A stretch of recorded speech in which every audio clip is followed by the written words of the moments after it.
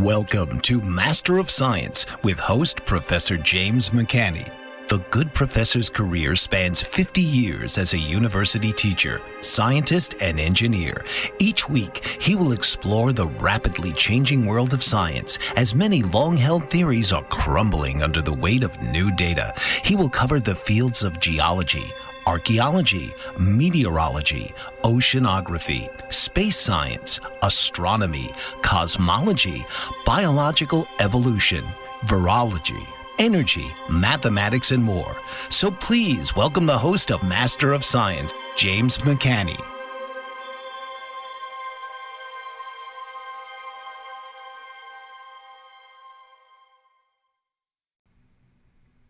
And good evening, everybody. This is the first show of 2026, episode number 74 of Master of Science.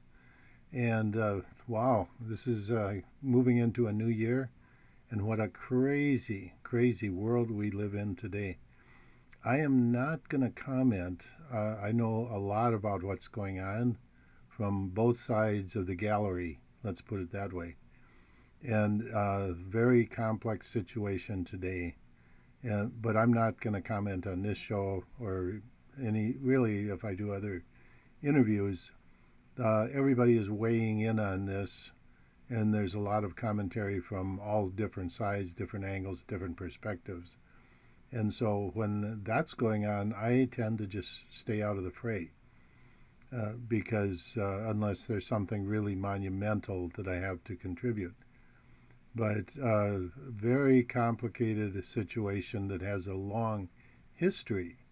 And so, at any rate, I'm going to be talking about the three kings tonight. I'll be talking about Jupiter. I'll be talking about the Christmas star. I'll be talking about Three-Eye Atlas. And let's see what else is on the list here. Cratering. What actually happens when something hits a planet like planet Earth or like the moon. Excuse me, what actually happens when that thing hits. And it turns out that most of and look at my hands. Maybe I should be like one of those AI generated people and a lot of hand motion. I see these videos of people trying to do science and they're like all excited and there's hands all over the place. And maybe I should do that. No, it's not me, sorry. But anyway, crater formation, a very interesting physics problem. But just the quick analysis, most of the energy is absorbed locally, even on the big ones. And then what happens is because it's a crater, because the energy, and by the way, I'll make an argument that there's actually a nuclear explosion when these things hit, if there are the right conditions. They're hydrogen explosions, not fission, but fusion. And that's what we know happened at Tunguska. It was not a meteor impact at all. It was an electrical discharge from a comet, and it did interact with the atmosphere, but it had to have water, and so that's different than the moon. So I suspect once we start digging into craters on the moon, they're not going to have some of the elements, some of the chemical composition that we find on Earth, because on Earth, just take the Winslow, Arizona crater as a good example where a lot of study has been done. There are elements that make it appear that there was a nuclear explosion there. But the other thing is, because the explosion happens underground, the energy goes sideways and then it hits kind of like a wall and then it goes up. So much of that energy is actually going up, and if it's big enough, it goes out of the atmosphere. It blows it out of the atmosphere, and so it's, in a sense, a localized event. And NASA has computer modeled asteroid collisions, and I believe they have greatly, greatly overestimated the damage and the extenuating, the circumstantial damage from a crater. So anyway, I'll be talking about that. Let's say I'll be talking about ball lightning, a little bit of that as it's related to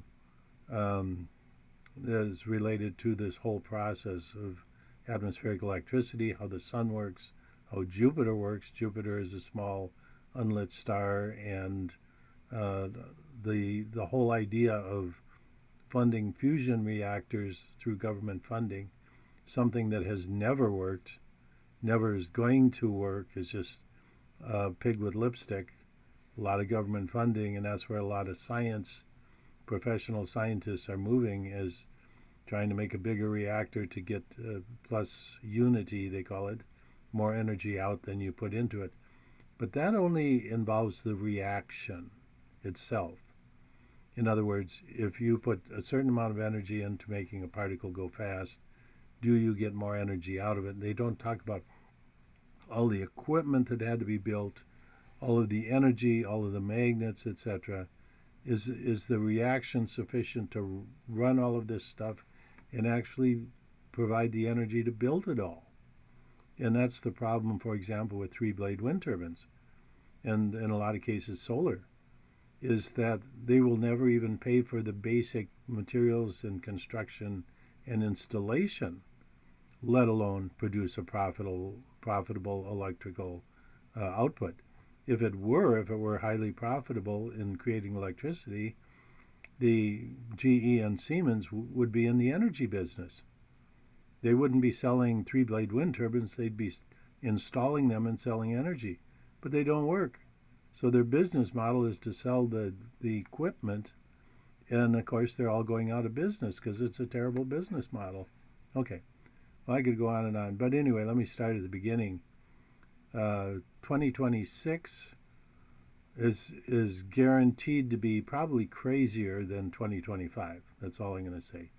Okay, Three Kings Day was yesterday, the 5th of January we celebrate.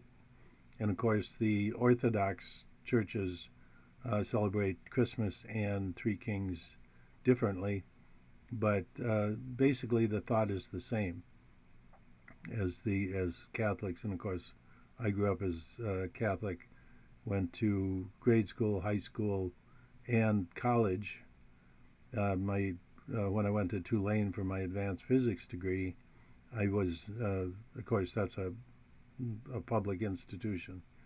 It's private, but it's not related to a denomination. But anyway, the Three Kings. Now, I saw a video. A young lady was trying to say that all three kings came from Ethiopia, like they were good buddies. And that's not true. And I just really can't stand when these like YouTubers get something in their little brain and they spew it out, but it's not commensurate with the story. The three kings were from different places. The three kings were from very different places. They all were watchers of the sky. They were wise men, as they say, three kings, wise men. And they also watched the stars. And so they had been waiting. Everybody had been waiting for thousands of years because of the promise of the Messiah. And this came out of the Old Testament, the promise that there would be a Messiah who would come and change things around. And of course, the many dozens, if not hundreds of prophecies were fulfilled just in the birth of Christ, let alone his lifetime and his death and everything else. But back to the three kings. They were from different countries. They didn't have landlines, they didn't have cell phones, and they didn't have highway systems. So these guys were isolated, and that's the entire point. The entire point of three kings, not one, not two, but three kings. And the entire point is that they independently saw the sign in the heavens. They packed their bags, got on their camels, as we know from coming from the east.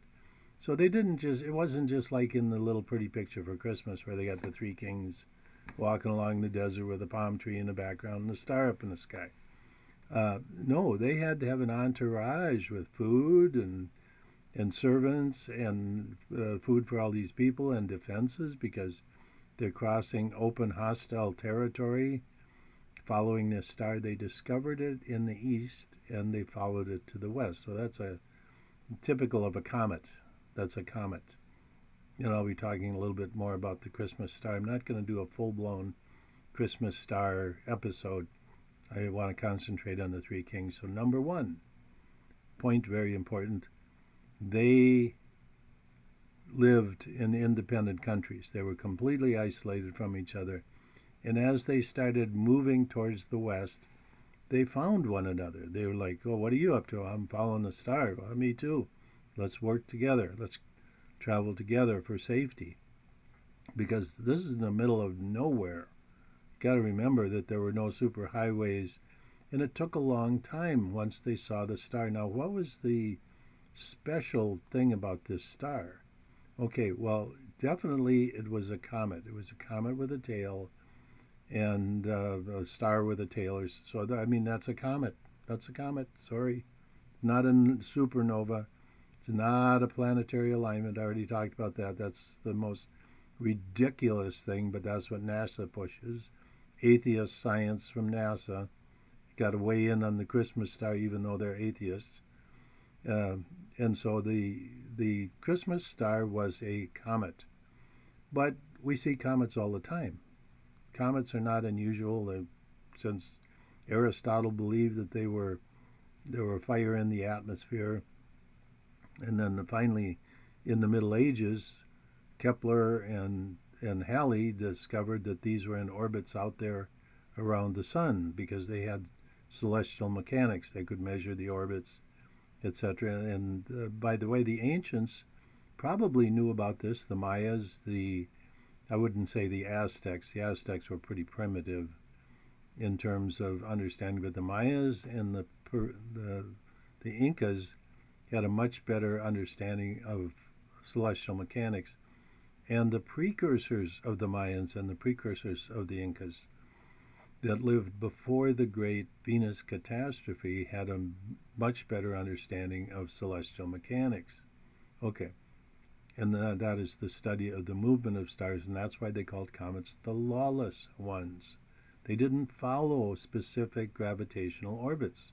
They moved differently, and of course we're seeing that now with 3I Atlas. We're seeing 3I Atlas moving with non-gravitational forces. And that's because of the tail drag. That's part of my work of understanding why there are gravitationalist forces. Okay, so what was the Christmas star? It was a comet, but we see comets all the time. Many, many per year. And if you have, the ancients too, when they looked up at the sky, especially from the desert, they saw probably the human eye on a really clear night in the desert with no lights around, no modern lighting or anything. You could probably see around 3,000 stars. So the whole sky is just ablaze. I don't know if you've ever seen that. I have. I've been in places where it's so clear and so dark that the whole sky is just lit up with stars. And so they knew all the stars, and they knew when there was one there that wasn't supposed to be, like a comet. So, what was this comet? I mean, they saw, comets today that the average person would not see with the naked eye. They could see. They could actually see them because it was so dark, and they could see these things moving amongst the background of the stars. But anyway, so they saw comets all the time, is the point. So what was so unusual about this comet over and above every other comet that had happened for thousands of years? So my estimate is that, excuse me, my estimate is that it was probably a triple nucleus, something very unusual. And so that would indicate, because of the three-body problem, if you have three bodies that are close to each other in orbit, and this is something I'll be doing more of in the future, especially with 3I Atlas coming up, doing orbital simulations. But the celestial mechanics reality of it is that if you have three bodies, they're not stable. They're not long-term stable. in their orbits. And what happens is the one of them eventually interacts with another one, and it gets tossed out of there, and probably with enough energy that it doesn't come back. So the Russians did a lot of statistical analysis in the early 1990s, in that time frame and before. And now you can do it with computer simulations. But the end result is that the stable orbits for a three-body system is you have two close together and one that's farther away. So the one that's farther away, see these two as one, basically is a little bit of a change. But it's like these two are orbiting each other, and they really are not that influenced by the one way out there. And so the one way out there could be the biggest one. Then you have this combination, which is the biggest one. Typically, there's one that dominates, and it could be any of the three. The far one, for an example of that, would be Earth and the Moon and the Sun.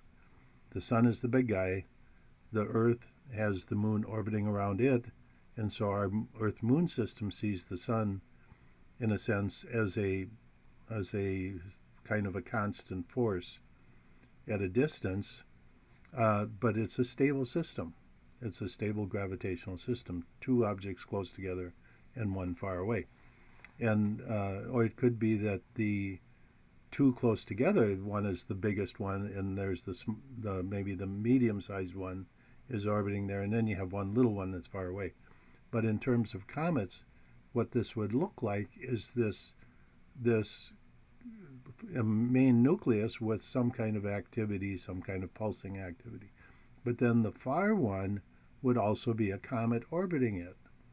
And so a triple nucleus comet would be something very rare.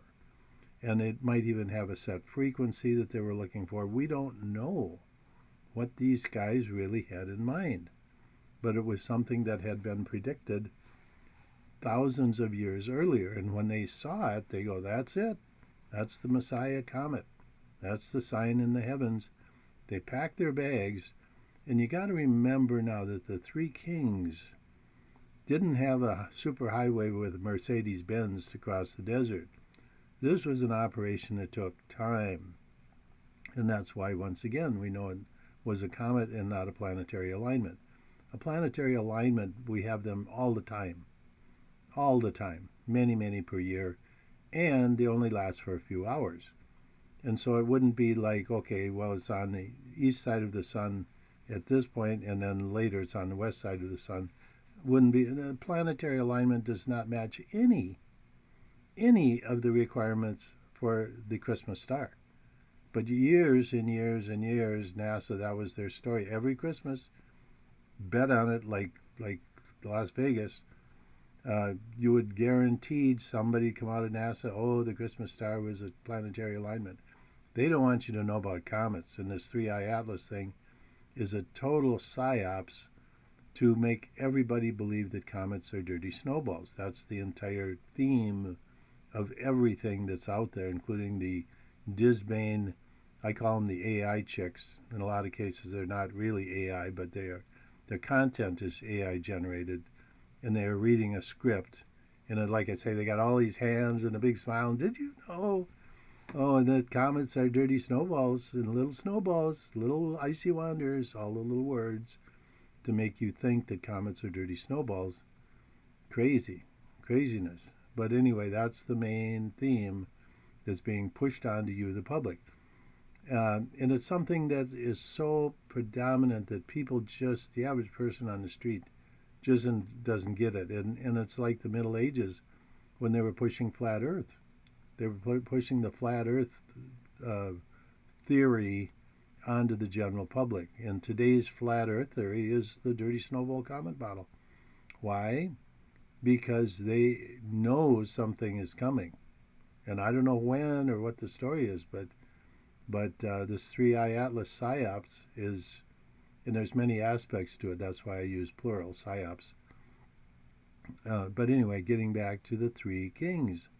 This is a comet, and they desperately don't want you to know or understand about comets. That's all it is. It's just clear and simple. But the comet was a very unusual comet, and it possibly had a very specific orbit. And so the three kings see it independently, and that's part of the big story, is that there were three kings. Now, if there was one, you'd go, oh, no big deal. If there were two, you'd go, that's still probable. Three kings? No, that was real. That's why they needed three. And that's why this Disbane, I call them chicks, AI or YouTuber chicks. And I'm sorry, they're just stupid. And that's the implication of a chick, a young girl that's stupid, doesn't know anything, trying to sound smart, saying that the three kings came from the same place. No, I mean, the story is very clear. They were three independent kings from different countries, and they brought different gifts: gold, frankincense, and myrrh. And of course, the three gifts were significant of the kingly gift of gold, which gave Mary and Joseph some dough, some walking around money, because they needed some money. They had to travel to Egypt. This was not free. You just didn't, the average guy back in those days did not just walk up and let's move to Egypt. No, they had no money. So anyway, the gift of gold gave them resources. Frankincense was a gift of spirituality, and the myrrh was representative of his death on the cross. And so anyway, these were the three gifts of the Magi. And so at any rate, when they crossed the desert, another big point of this is it took a long time.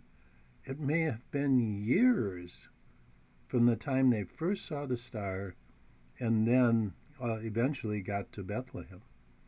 And so that's why we celebrate the Three Kings Day later. Figuratively, it's a week and a half later. Christmas, we celebrate the 25th of December. January 5th, which is almost 2 weeks later. The Three Kings Day, which occurred on a Monday this year. So it took the kings a while to get there, is the point. And of course, they encountered Herod on the way. By this time, the three of them are together. Their entourage pulls into town, and Herod is like, oh, what's this all about? I mean, he's the head honcho, Roman Empire there, and these three kings show up from the east, and they go, well, we've seen the star. And it turns out that Herod, his astrologers knew about it too. But according to the story, they were not able to see it from where Herod was, because the kings lost it. They said, well, we've been following this star, but we don't see it anymore. And Herod goes, well, when you find the little baby, let me know, because I want to go check it out too. I want to go honor him. No, Herod wanted to go kill him. And so the three kings leave, and they go, hey, this Herod guy, they didn't really trust him. So when they returned by a completely different path, so as not to have raised the interest of old Herod.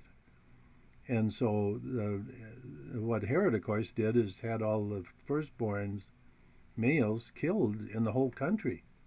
And Joseph got the wind of it, and the angel came to him and said, hey, time to leave Dodge, buddy. So he packs up Mary in the middle of the night, and they go off to Egypt, where they hang out until Herod dies and the whole thing blows over.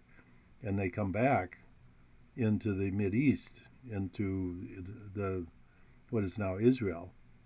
And these are Israelites. These are Israelites. And I'm not going to say any more than that. There's been a conflagration of information by people who have basically stolen this identity, and which is really strange, because they first deny Christ, that he was a Messiah, and then they take credit for it. Says he's one of them. Let's see, which is it, buddy? Which story is it? Anyway, the strangeness that's going on today is just beyond the pale. Okay, so anyway, the three kings get there, and now the story is that the star stood still over Bethlehem. Now, how does a comet do that? Because the Earth is turning. How does a comet stand still over this one location? I mean, they're following this thing for years to the west, and all of a sudden, there it is. And then it's also a figurative thing because they were astrologers, which was the precursor to astronomy. In fact, the astrologers probably had a better grip on the heavens than modern astronomers. Modern astronomy is an absolute catastrophe of bogus theories, stupidity, and entrenched ideas. It's like more like a religion. It's a cult, astronomical cult, with all of their little theories, none of which are true. Especially dealing with comets, this dirty snowball comet thing. Okay, so at any rate, what made it stand above? Now, we know that from, like, Three Eye Atlas is a great example. It's sported a sunward spike ever since it was discovered, and it's still in a very intense sunward spike. And of course, due to the dirty snowball comet model, they just can't understand it, which fuels Avi Loeb and his internet just craziness that it's aliens, an alien spaceship, and it's signaling electromagnetically. Well, yeah, it's a comet. It's a plasma discharge comet. That's what comets do. But of course, NASA, don't tell that to NASA. They think it's a dirty snowball, and they're paid to think that. See, in the world of science, people are paid to think a certain way, and that's the only way they can think. Their brains don't operate outside of whatever getting paid mode is. I mean, the way the world is today is so just torqued around. It's just unreal. Which, like, I'm looking at the poster behind me here. It's 1997 to 1997. This was an AGU poster. I talked about this a couple weeks ago on my show. But I look at all of the decades, like literally better part of a century, they have been promoting this absurdity of a dirty snowball or an ice ball. It used to be called the ice ball comet model when Fred Whipple first dug it out of its grave. The whole concept of an ice ball comet was first put forward by Kepler in the Middle Ages.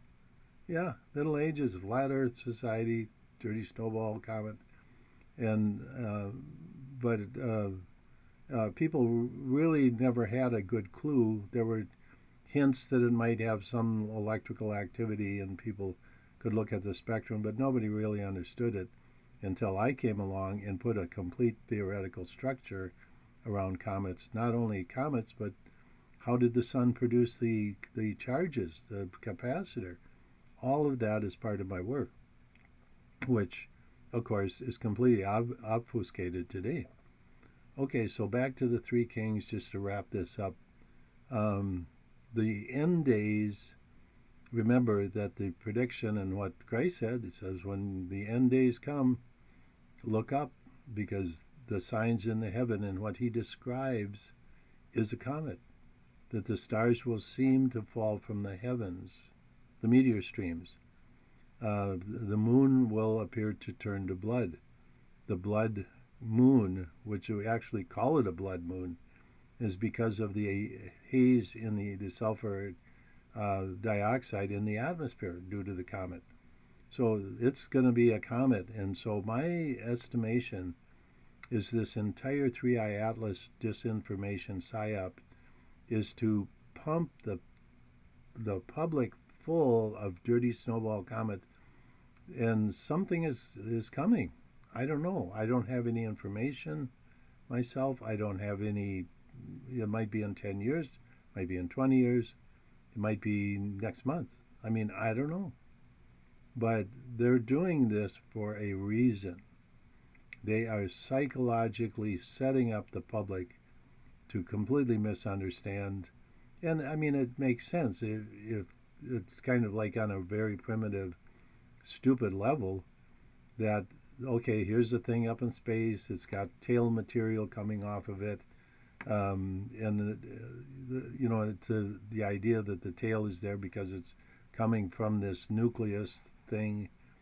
Um, I mean, on a basic level, that would make sense. But when you actually go to a comet and look at it, there's no water, ice, or snow on the nucleus. Nothing's coming off the nucleus. All the material is coming in towards the nucleus. It's a hot, dry rock. And, it's like in the old days of flat Earth. All the intelligent people in the world knew that the Earth was not flat, that it was round, that it had a diameter, it was like a ball.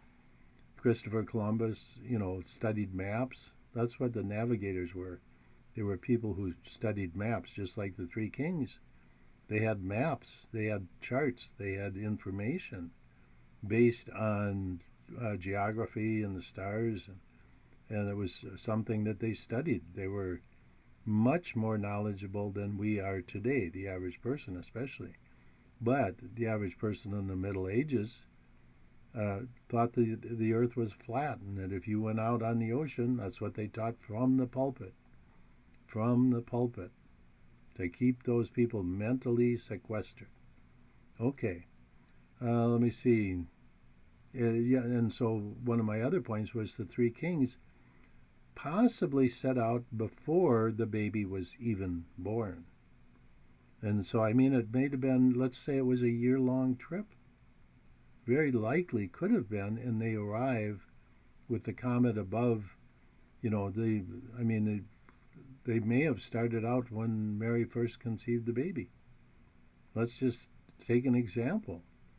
So for 9 months they're traveling and the baby is born, and a few days later they show up in Bethlehem with the star overhead. And so the other thing, the reason I was talking about the sunward spike is because that would be, if you can imagine this comet overhead, they're coming into Bethlehem, this little town, and all of a sudden the sunward spike, there's the sun below the horizon, it's nighttime, and here's the spike from the comet, the sunward spike, very visible and pointing down, just like the pictures you see that are drawn. Just like the pictures that you see are drawn for Christmas time with the three kings and the star there, and it's just right there, that's where it is.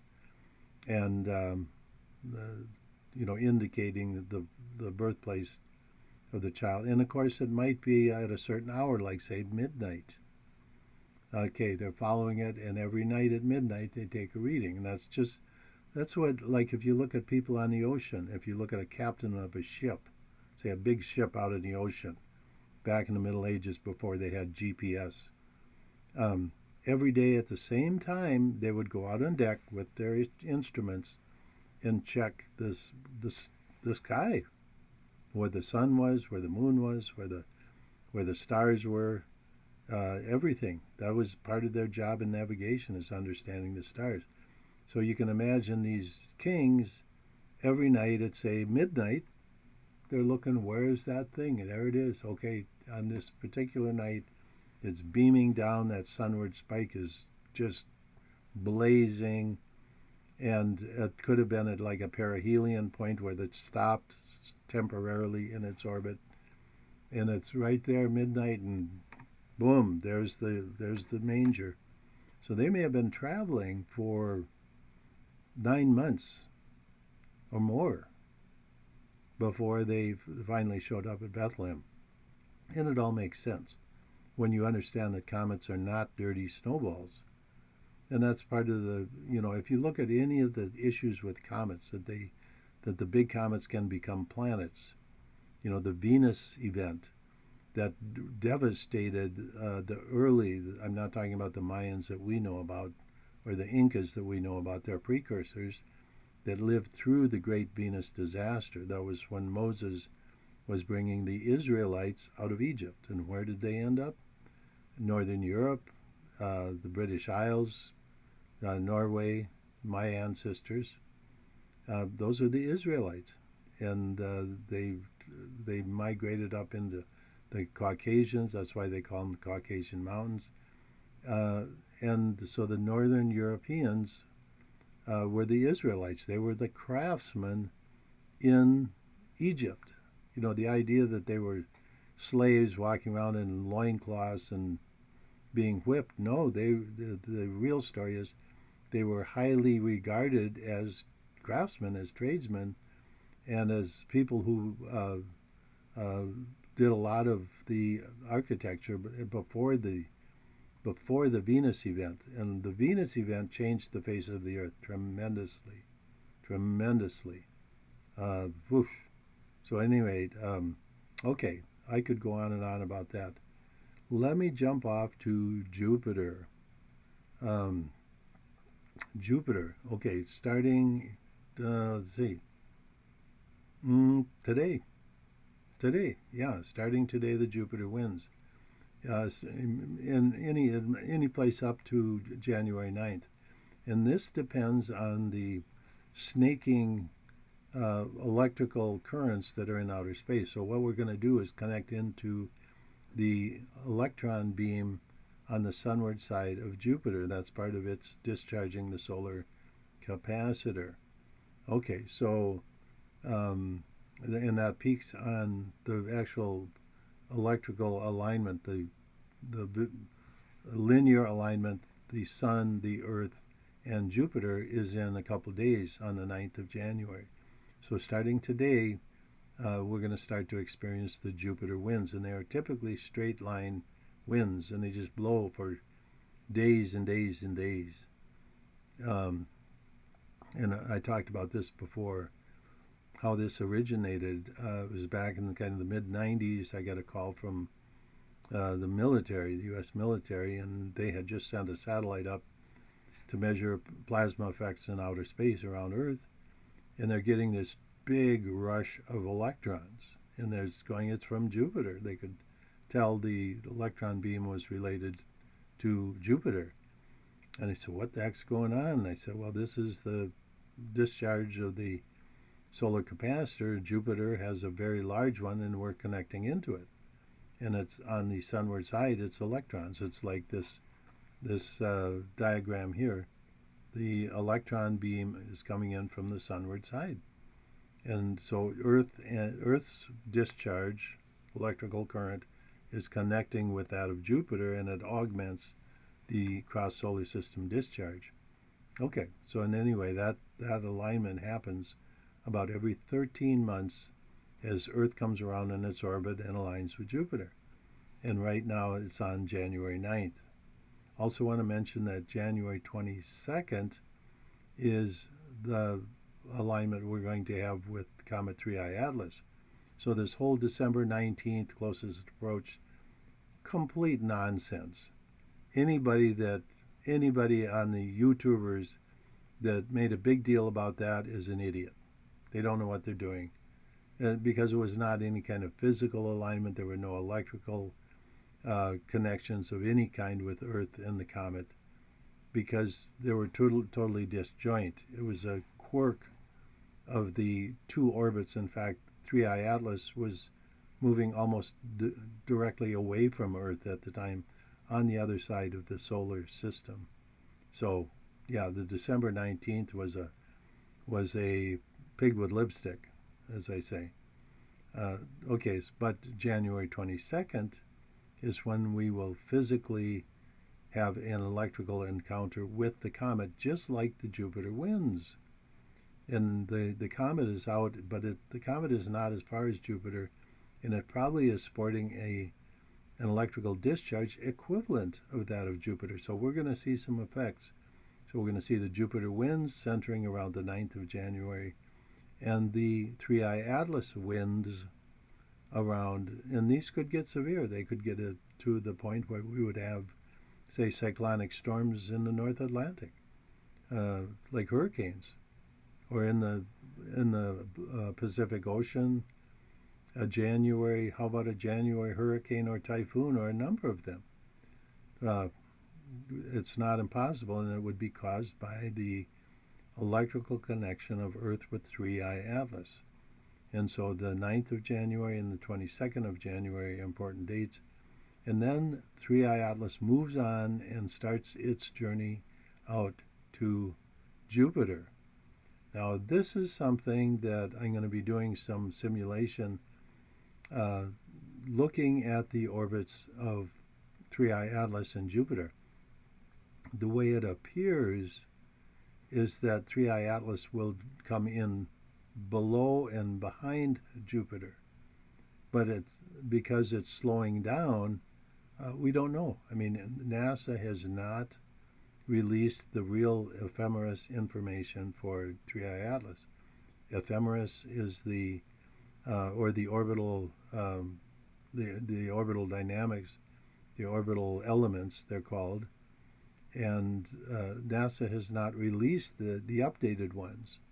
As far as I can tell, all we have are the original ones from back in July, when this thing was first discovered and its orbit first determined.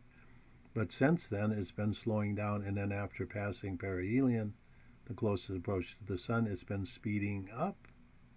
So it's going faster because the tail drag is pulling it outwards and away from the sun. So it's actually accelerating. It was decelerating coming in, accelerating going out due to the tail drag. And so we really don't know without updated information. I don't even have a real good data set, but it might be, who knows, it might average out that the deceleration coming in versus the acceleration going out would offset, and this thing would be coming into Jupiter relatively near the original orbital prediction. But it's hard to say. It's hard to say, but I'm going to be doing some simulations. I'll be talking about on this show. And the original estimates were around March 3rd, where it would encounter a close encounter with Jupiter, but that's been extended out towards the end of March now because the comet had slowed down so much. But then it's accelerating, going out. The tail drag is pulling it out away from the sun, so it's accelerating out. So it's going to be a difficult problem to really get my teeth around. But I'm going to try and do this because it's going to have a very close gravitational and electrical encounter with Jupiter. And of course, NASA is going to have the James Webb Telescope. It's going to have the Hubble Space Telescope. It's going to have radio telescopes. It's going to have X-ray telescopes. All this equipment associated with outer space and land-based telescopes. All of this will be trained on these, and they're going to hide all the data. They're going to keep all the data hidden. That's right. That's right. It was what you're paying for. Criminal activity by hiding this data from the public, and they already did it with Mars. Remember that the comet was approaching Mars for its closest approach to Mars, and a day before, just everything went dark. Oh, everybody just happened to turn off. Oh, was it due to the government shutdown? No, they were all there. They were all in the office.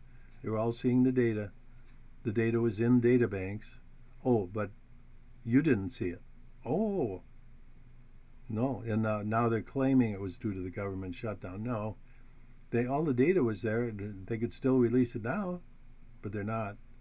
All the photographs of this comet interacting with Mars, probably the two moons of Mars interacting electrically, visibly, and then also in the infrared, all the way up to X-rays, the visible. At any rate, so I'll be tracking that the end of March. But something drastic is going to happen with this comet. It's going to go into it's going to have its orbit changed, I think, drastically. Whether that's going to throw it out of the solar system more, whether it's going to slow it down and bring it into a different orbit, but it's coming under Jupiter also. So that would mean that, well, it's hard to say what it's going to mean, but that would indicate that it's going to be thrown back into the solar system. But how that's going to shake out, I'll try and get some answers. I'll try and do some simulations and get some answers on this show. But like I say, will be very difficult given the issue with NASA and NASA hiding the data, the orbital data for this 3i Atlas comet.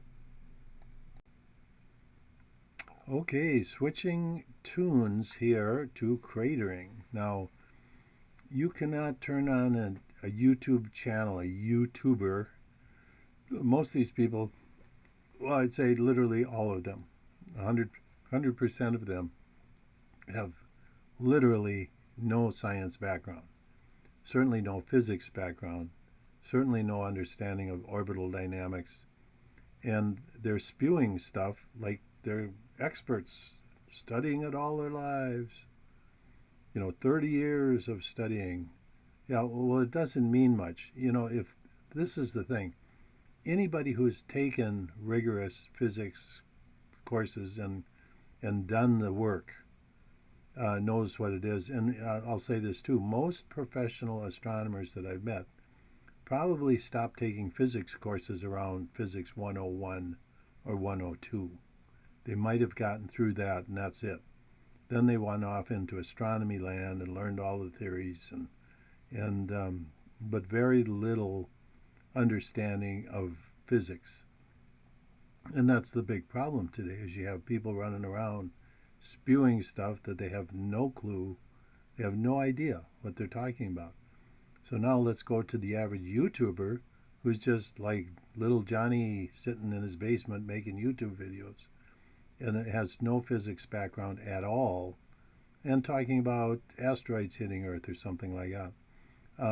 There's a rumor going around that these meteor streams that we encounter every year have some big ones embedded in them, and that's actually false. There are big meteors floating around, but the average meteor is the small pea-sized one that you see when you see the meteor streams, and they have that bright streak across the sky. Most of those are about the size of your little fingernail. That's about how big they are, and they burn up coming in, and they leave this very bright trail. But the idea that these came from a dirty snowball breaking apart gives you the impression that there might be some big pieces. But the actual cause of the meteor stream is these are metallic meteorites. It's the comet attracting everything metal in the vicinity of the solar system. Where the comet goes, and the way it does it is with a non-uniform electric field. A non-uniform electric field causes what is known as an induced dipole force. And it only works on the very smallest objects, and that's why when we see meteor streams, we only see these itty-bitty things. Because anything the size of a tennis ball or larger, it's not affected because the charge-to-mass ratio is too small. It's a physical phenomenon. That's why comets, even the big ones, the meteor streams tend to be very small particles. Even the very big comets, because they're moving fast, and what happens is that they affect things that are in orbit around the sun, but there's just not, because they're bigger, they move slower, their acceleration due to the induced electric dipole force is much slower. So that's why even big comets that have a very high negative charge around the comet nucleus, creating a non-uniform electric field. And here's the basic process. You have metal in a little chunk of stuff out there. Or you have metal in, say, big asteroids. But what happens? In the non-uniform electric field, in any electric field, you would have the electrons, which are mobile. They're in a metal, they're mobile, they're able to move. They're pushed away from the central electric field. In a uniform electric field, the electrons are pushed away, leaving a positive side, and the force on that towards the positive,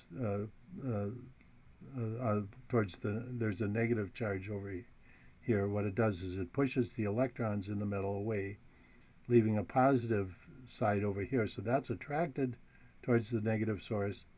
The electrons, which are captured by the surface potential of the metal, push away, and those forces are equal. In the non-uniform electric field, and this is part of one of my major discoveries here, is the importance of non-uniform electric fields. Not electric fields, non-uniform electric fields. And this is where a lot of the bozos on the internet, the so-called electric universe, the people copying my work that are a bunch of idiots that don't know what they're doing, they talk about electric fields. No, it's not the electric fields. It's the non-uniform electric fields that are caused by the comet nucleus. And it's shielded. It's only a certain distance. And after that, that electric field dies away because of the Debye shield, which you can actually see around the comets. That's the green halo ball around the nucleus of the comet. That's the Debye shield. That's the shielding that prevents that electric field from getting very far in outer space. Same way with Jupiter, same way with Saturn. Okay, and the same way with Earth, the same way with comets. Okay, so the end result is that the non-uniform electric field works on these small particles with metals in them, and that's why we see a lot of metal in meteorites, and they don't attract the ones with no metal. So that's a way the comet has of attracting stuff with metal, so that when that eventually becomes a planet and people like us live on it, they have an abundance of metals, and that's important for the development of the people that live there. This is God's way of providing, just like the Native Americans when they cut a cedar tree. It was their gift, the gift from the God, the universal God that they understood. In the same way the birch tree or the resin that they got out of an aspen tree that cured headaches, which we now call aspirin. Yeah, it's an organized universe. And I always love the atheists out there. Oh, this is all just random. What a bunch of idiots.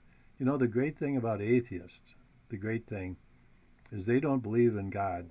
They don't believe in their spirit. They think when they die, it just goes away and that's the end of it. Well, they're going to get their wish. Yeah, they'll get their wish. When they die, there ain't going to be no spirit left over for those bozos. Yeah, because that's their gift for denying their creator. Welcome to the real world, scientists, atheist scientists at NASA. Okay, so anyway, sorry for the little diversion there, but I had to get that in as we talk about the day of three kings worshiping the birth of the Messiah. Okay, so anyway, back to the so anyway, the point is, the point of this entire dialogue was that there are no big chunks in the meteor streams. They're all little, and for that very reason. And so if you're a dirty snowball comet model bozo on the internet, then yeah, you would think, oh, there might be some big chunks there. But that's not how the meteor streams form. And so once again, the dirty snowball comet model gets you to false conclusions that aren't true. But there's a lot of asteroid-type material floating around in outer space. Supposedly one's going to hit the moon now, 4% chance, in 2032. All the big news about that. But let's examine what happens when something does hit the Earth or the moon or Mars or whatever. And what's interesting is no matter what angle they come in at, they still form a circle, a circular. Otherwise, we would have very few circular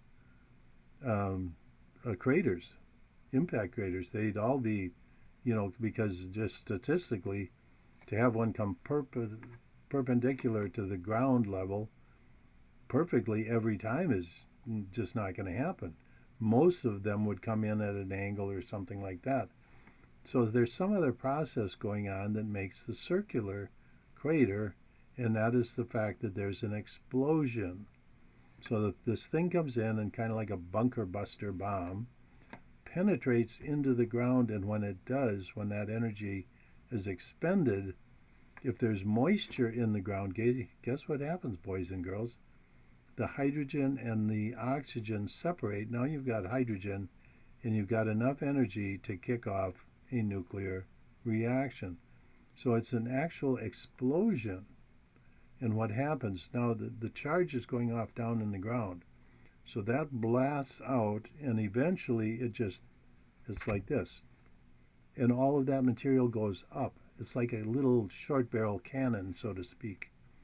And this is the reality of a crater. And so you see the one, a good example, Winslow, Arizona, you see the shape. If you look at the cross-sectional area of the crater, it's like this, and then it comes up, and there's probably material spread out all over the place, all over the desert out there. But the bulk of that material went straight up, and probably most of it went all the way up into outer space, and maybe fell back down in, and a lot of it just left. Scientists talk about rocks from Mars, and this is one of the most hilarious things I've ever thought. Here a meteor hits Earth, they discover it, and they go, "Oh, this originated from Mars." It's like, what? Wait a minute. First of all, they say that all the cratering happened early in the formation of the solar system, and so how is it that we have meteorites from Mars falling into the atmosphere today? Billions of years later, their story, because all the material supposedly was accumulated in the planets, and there's nothing else out there. Remember, Carl? Of course, they're so full of contradictions, it's just pathetic. But at any rate, so when a meteor hits a planet like the Moon or Earth or Mars, it's not just the impact of the object itself. There's an actual nuclear explosion that occurs, and that's why when the meteor comes in, if it were due to the impact, then the meteors, the craters would be oblong. They'd be elliptical in shape. And this is kind of comical too. You see these elliptical lakes. I think they're in like in the South Carolinas, and they're all in one direction, and they're all elliptical. And they say that's due to stuff coming in and hitting at an angle.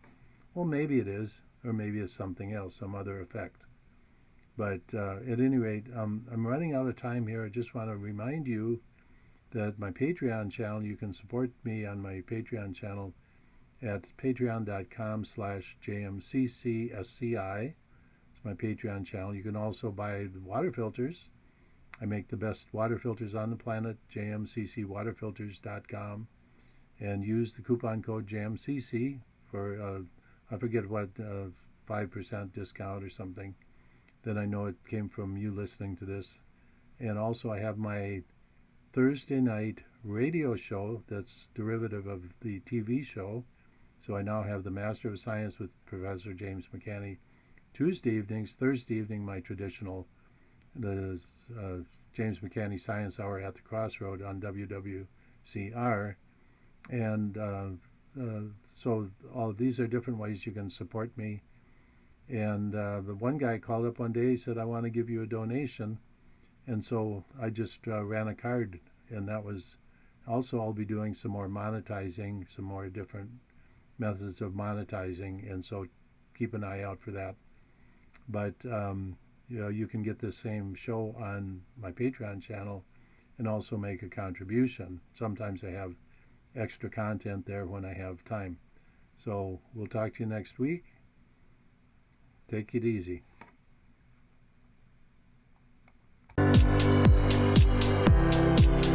This has been Master of Science with host James McCanney. Join us each week as James will delve into historical figures such as Nikola Tesla, Albert Einstein, and the great mathematicians as we explore the history of man, Earth, and our universe as you've never seen it before. Tuesdays, 7 p.m. Eastern,